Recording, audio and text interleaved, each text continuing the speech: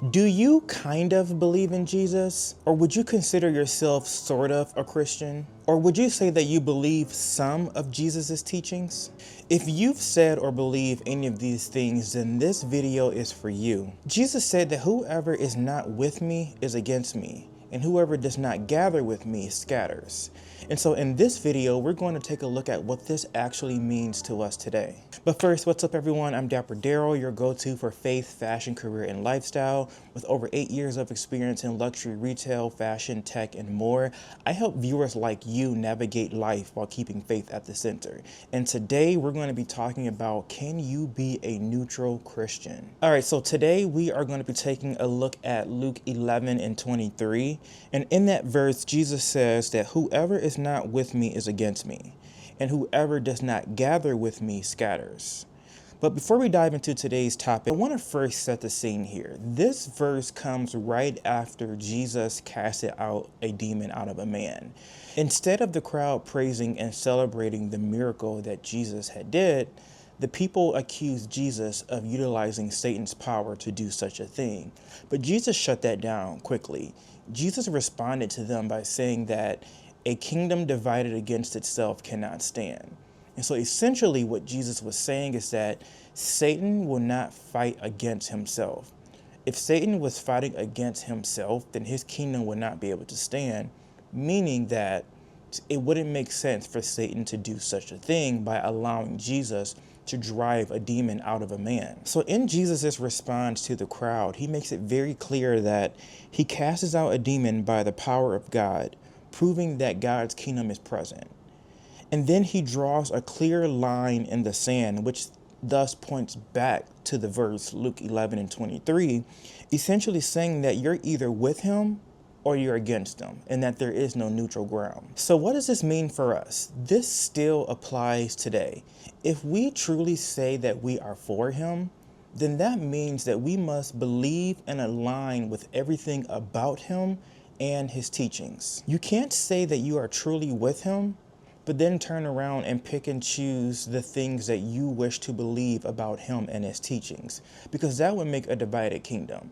And as Jesus said, a kingdom divided against itself cannot stand. So how can there be one kingdom, but everyone who claims to be a part of it believes whatever they choose? That can't be. So I really think that this story and this verse is just a powerful reminder that we can't be neutral Christians. We are called to be active, conscious, intentional Christians. In fact, have you ever noticed that in life, when we don't actively choose something, we usually find ourselves drifting? And that's true for everything like relationships, career, and especially faith. As an example, maybe you don't openly reject Jesus, but yet you still don't really prioritize him. Or maybe you say that you believe in Jesus, but yet you don't go to church, you don't pray, and you don't try to live a Jesus-centered life. This is a danger zone to be in. It's like saying you support a cause, but you never actually do anything about it, or you never show your support in any way, shape, or form. It's like, do you really support a cause? Do you really believe that when your actions say otherwise? To underscore what Jesus was saying, he's saying that if you are not actively following me, then you are passively resisting me. Reading this verse is not just a word for you all, but it's a word for me too. I think we all can recall times or moments where we were neutral as it pertains to our faith, where maybe we thought that remaining neutral was the safest or the most harmless or the smartest thing to do. However, I think it's very clear that Jesus is asking bold intentionality out of us. Jesus wants us to take a stand on our faith and not a passive seat on the scenic train of neutrality. This can even be related to relationships. We are quick to attack friends who allow others to talk about you to them and they not stand up for you in defense. And if they don't stand up for you in defense, then it makes you question the strength of the relationship and the trust of the relationship. And if this continues and it continues to go unaddressed, then the issue will grow and it will cause strife in the relationship, thus dividing the relationship.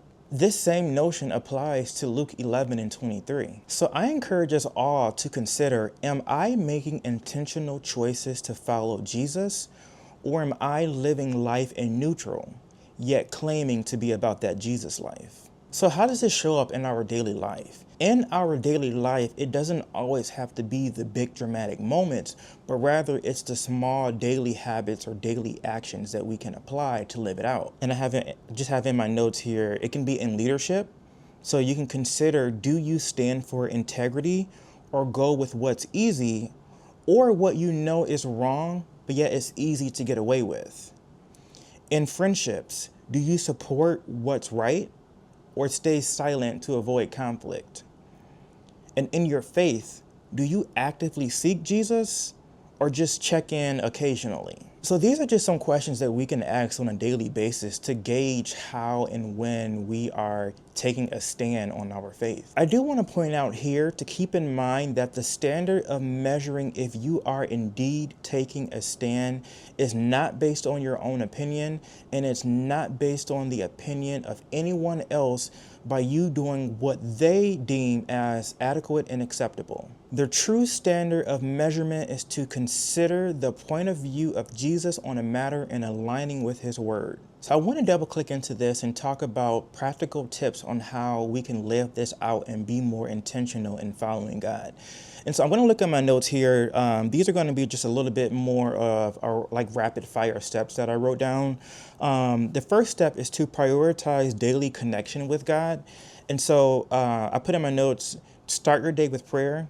So before grabbing your phone or checking your email or making your meal, spend just 5 minutes in prayer. Spend in a allotted amount of time in the morning that you've dedicated to talk to God. The second part of that is to read a small portion of your Bible. Even if it's just one verse a day, read that verse and then meditate on that verse for that day. Let it really seep in. The third part of that is to ask God to guide your decisions. Don't immediately make decisions based on your own opinion. I encourage you to consider and seek God's perspective on a matter. Number 2 is to align your actions with Jesus' teachings. So you want to choose honesty over convenience, respond with kindness even when it's hard, and before making a decision or before acting on an action, you want to consider, does this align with Jesus? The third tip is to seek growth in community. And so by that, find faith-based groups, even if it's an online group. Learn from mentors or wise leaders. Now, I do want to say here that it's important to not just take what someone says as Bible. You want to always use the Bible as your source of measurement. So based on what you're hearing from wise counsel and leaders, if it doesn't align with the Bible and if it contradicts the Bible, then it is not wise counsel. And then lastly, this is, I guess, less of a tip, but more of a final thought. But I know it's something that really affects many people. And I encourage you to face doubts instead of avoiding them. Ask hard questions and seek answers. You know, there may be many things in the Bible or about Jesus' teachings that you don't fully understand, or there may be some uncertainties that you may have. And that's okay. But I encourage you to not let your uncertainties be a pass to just believe whatever you choose. Take your doubts and uncertainties to God in prayer. And I promise you that if you are seeking Him and that you are seeking answers from Him, He will speak. I'd rather be known by God with my seeking answer uncertainties than unknown by my blatant choice to follow my own self-doctrines. So in closing, Jesus makes it clear, there is no middle ground. We cannot be neutral. We either are with Him or we are against Him. We're either following Him or we're drifting away. But the good news here is that this is not about being perfect.